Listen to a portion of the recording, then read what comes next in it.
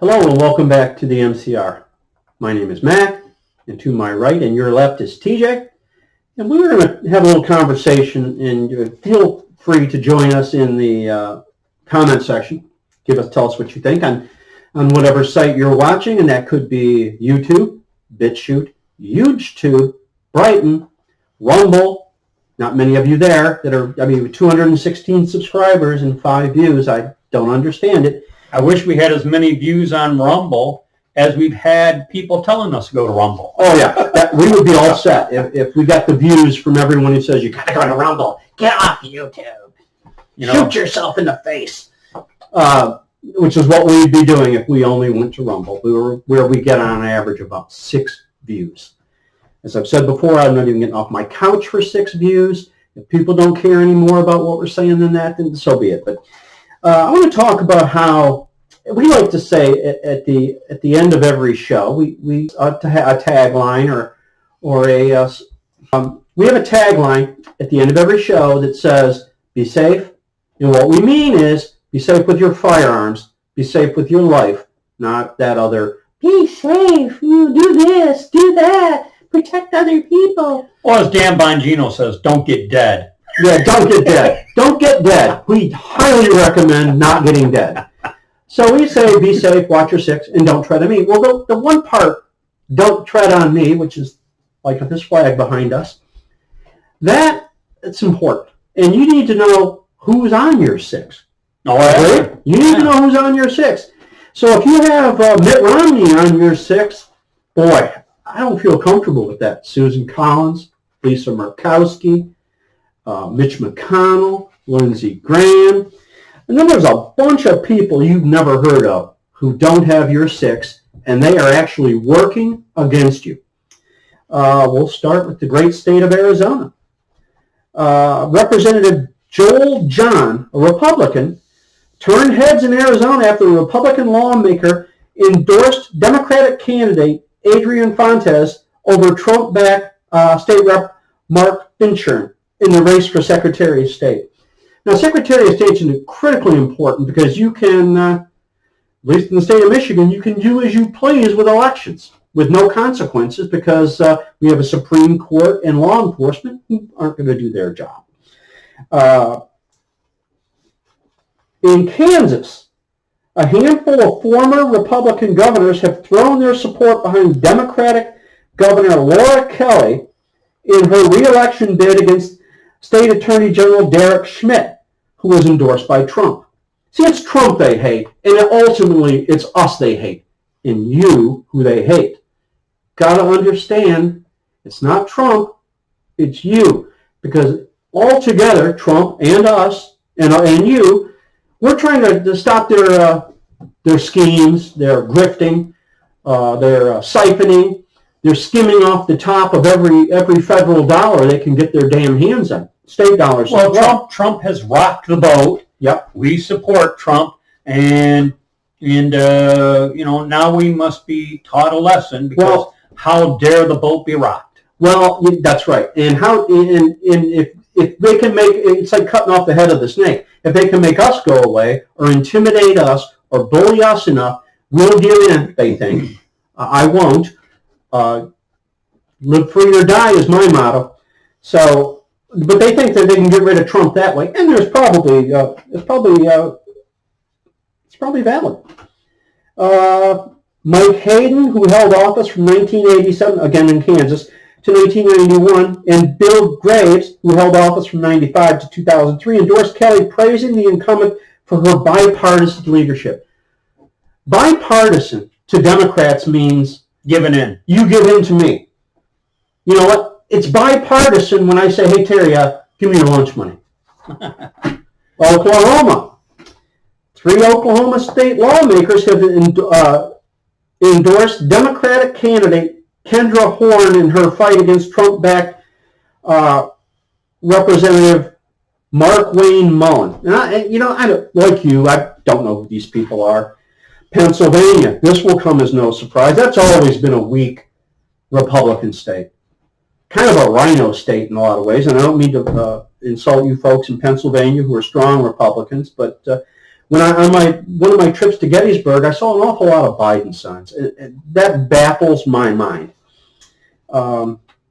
Several Republicans have publicly endorsed Democratic candidate John Shapiro in his race against Senator Doug Mastriano for Pennsylvania governor. The guy he's running against there, and boy, his name escapes me.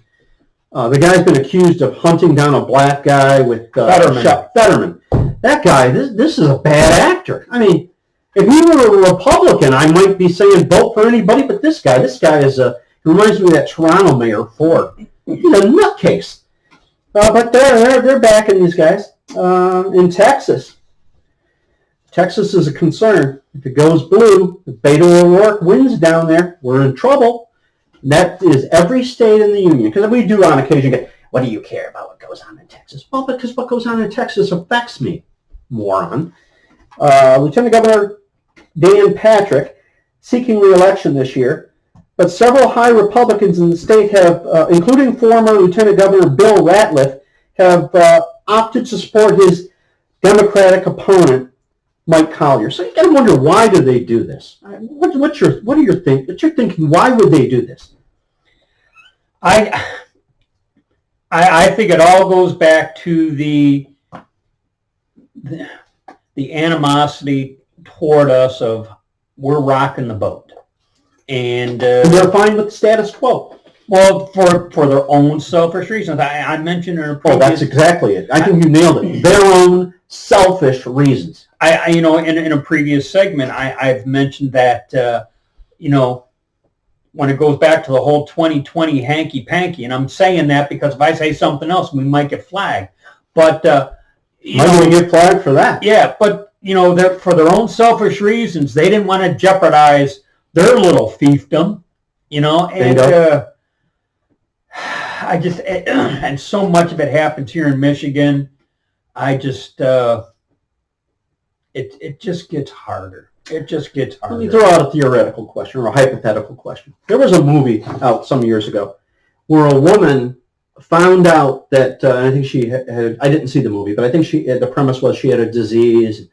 She could pick another person, or another person would be selected to die in her place. And I don't know how the movie went, but there's the moral. Let me ask you a question. If it was up to you to live through tomorrow or pick another person on earth that you don't have any clue about to die, what would you do? You're talking my desire to live? You're going to live, they're going to die. Otherwise, you're going to die. Well, if I had no morals, I'd have no qualms. Well, exactly. There you go. And that's what they do in office. They don't care if we get beaten up. They don't care if we go hungry. They don't care if we lose our house. They're more concerned about illegal immigrants. And it starts from the whole idea of selfishness. Yeah. I, for one, I'm going to tell you right now, I would not kill a random person to save my own life. I would hope I don't. It's easy to say I wouldn't. I know it is, but I know I would. You're a person. I know I wouldn't. Well, I'm a Roman Catholic, and I believe that in the salvation of Jesus Christ is going to bestow upon me, so I don't worry about that. And it's going to happen anyway, sooner or later, right? Mm-hmm. So that's what I think drives them. These people in Michigan here, Gretchen Whitmer has literally gotten away with murder, in my opinion. In my opinion, YouTube. I believe you're referencing what we've endured the last couple years. Yeah. Okay. In particular, with certain... See, we got to pick our words carefully. Certain institutions were infiltrated by people who were less than well, and the people who were in those institutions were vulnerable and succumbed to the infestation, or however you want to put it. However you want to define. However you want to say it. I think we know what we're talking. What we're talking about here. It happened in New York. It happened in other states. Yeah. They got away with it. Gretchen Whitmer thumbed her nose at a Supreme Court order. They did nothing. You And the Republican establishment Did was, nothing. they were like, oh, well, what can we do about it? Well, when there was a movement to impeach Gretchen Whitmer for her irresponsible behavior, the Michigan Republicans said, we're not going to do that. That's not what we're about. Not what we're about. So here's what I'd like to have asked them at the time. Then what are you about? So don't think any Republican out there has got your 6, save for, I'm not even confident saying it about anybody anymore, other than Donald Trump has got my 6. This guy's got my 6, and damn few others have got my 6. So don't trust these people. I mean, vote red tsunami. I don't believe it's going to happen, but hey, we don't need to win by 20 runs. We just need to win.